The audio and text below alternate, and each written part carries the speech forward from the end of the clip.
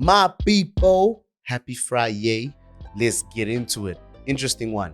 Clean sweep for Chelsea in September in terms of Premier League monthly awards. I mean, Maresca, guys, was there even a point of mentioning nominees? I was saying it from the time September ended. What a month for Maresca as a manager. He's cooking. He's really cooking. And then Cole Palmer having the greatest week known to football. He's even had that influence of Cristiano Ronaldo. We're signing up to win Cole Palmer t-shirts. And the Cole Palmer 4-goal jersey, the one that he wore against Brighton, sold for £34,000, guys. At an auction. I was shook, but that's Cole Palmer's influence right now. In terms of Cole Palmer, before we jump into Maresca and how Maresca should cook for us to cook at Anfield, Cole Palmer had an interesting game against Greece, guys. Lee Carswell, was it Carsley or Carswell?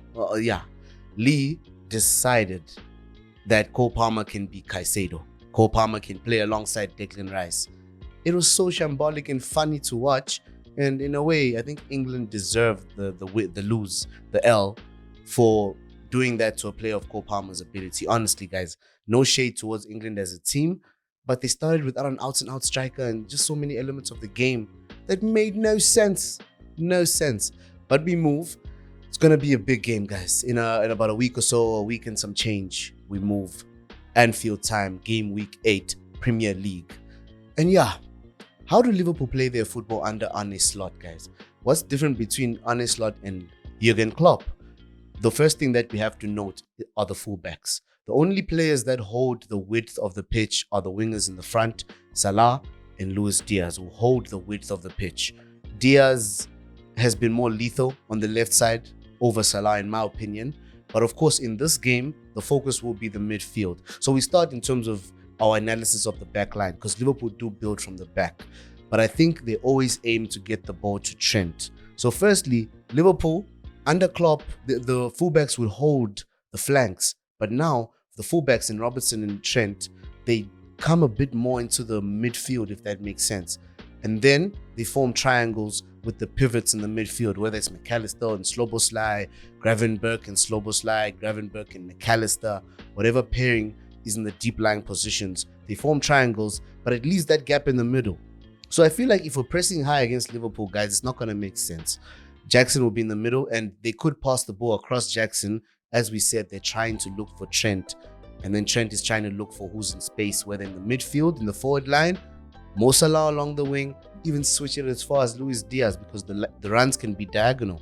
But I think in the back line for us, we need to just say man for man in terms of fullbacks. Gusto has to hold Luis Diaz. Renato Vega has to hold Salah. Let's not forget Cucurella and Fofana, both suspended for this game, so we're likely to see Tosin and Renato Vega.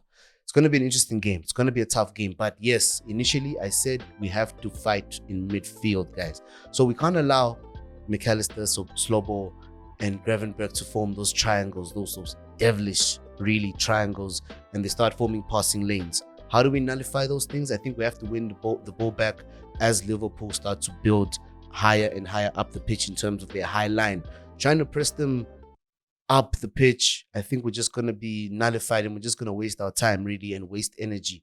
I think we have to dictate the game more in the midfield as Liverpool approach us and get higher. Let's not forget, the game is at Anfield, so Liverpool are going to be coming at us. Definitely coming at us, guys. But those triangles, we can't allow them, and we can't allow Trent to have freedom either. So on the left side, Sancho has to track back. Sancho has to work hard, guys. And he's been doing it a bit more since he joined us, and I feel he can just continue that. We could bring Mudryk on a bit earlier than in other games, I believe.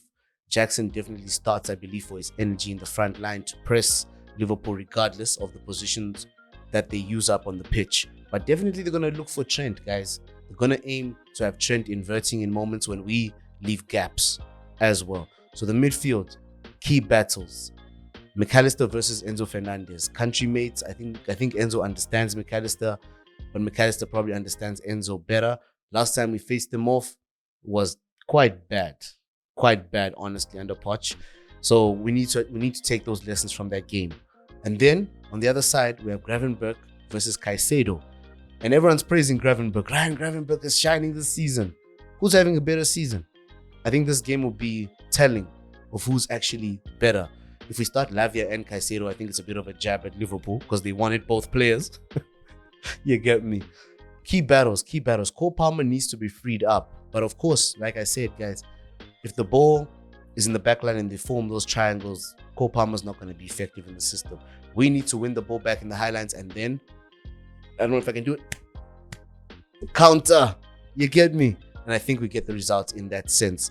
But yeah, if Don Maresca is going to have any chance of being manager of the month back to back, he needs to win this game at Anfield.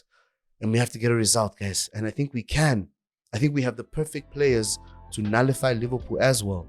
Maybe a Darwin Núñez would be a headache off the bench. But I think in terms of starting 11, should they go with Luis Diaz, Diogo Jota, and Salah? We got this, guys. We got this. Tosin and Levi Colwill, I trust them. And may Sanchez have the game of his life. Might be early to post this, but I feel we won't get any injuries. I'm calling for 0 injuries between now and the end of the break. And we cook, guys. Let's cook. Let's get it, y'all.